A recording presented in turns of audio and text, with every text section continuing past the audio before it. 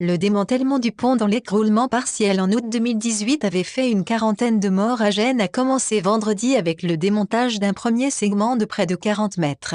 L'ensemble des opérations doit durer 6 mois. La destruction du pont Morandi à Gênes dont l'effondrement en août 2018 avait fait 43 morts, a débuté vendredi 8 février. Le démantèlement d'un premier segment de 40 mètres est la première phase d'un chantier qui doit durer au moins 6 mois. L'opération de vendredi, encore symbolique eu égard à la taille de ce viaduc long de plus d'1 kilomètre, permettra à la ville portuaire de Gênes d'entrevoir la perspective d'un retour à la normale. Des milliers de tonnes d'acier, de béton et d'asphalte ont déjà été retirées de la zone où ce viaduc autoroutier s'était en partie effondré, entraînant dans sa chute de nombreux véhicules et leurs passagers, locaux comme étrangers, travailleurs ou sur la route des vacances, parmi lesquels 4 enfants. 4 puissants vérins positionnés sur le pont grâce à une énorme grue sépareront une portion de la route suspendue dans les airs, longue de 36 mètres et large de 18 mètres.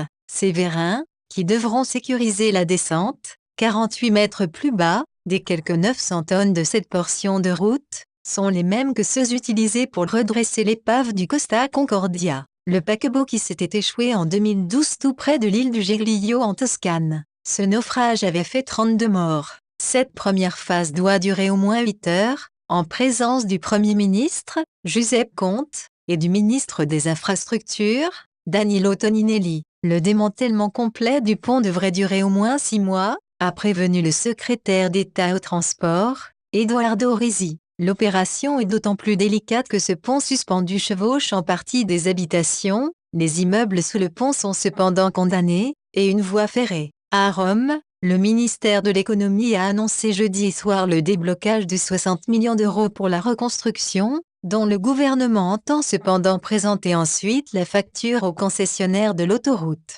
La société Autostrade per l'Italia, ASPI, c'est un autre architecte italien, Renzo Piano, qui aura la charge de reconstruire le viaduc. Ce natif de Gênes a promis que le nouvel ouvrage durerait au moins 1000 ans. Résolument différent du pont Morandi, le pont Piano, en acier et béton, aura quelque chose d'un bateau, parce que c'est quelque chose de Gênes, avait expliqué son concepteur en décembre. Il comptera 43 lampadaires en mémoire des 43 personnes qui ont péri dans l'accident. La construction du pont, d'un coût estimé à 202 millions d'euros, sera menée par un groupement d'entreprises comprenant Célinien Progilo, Fincantieri et Italfer.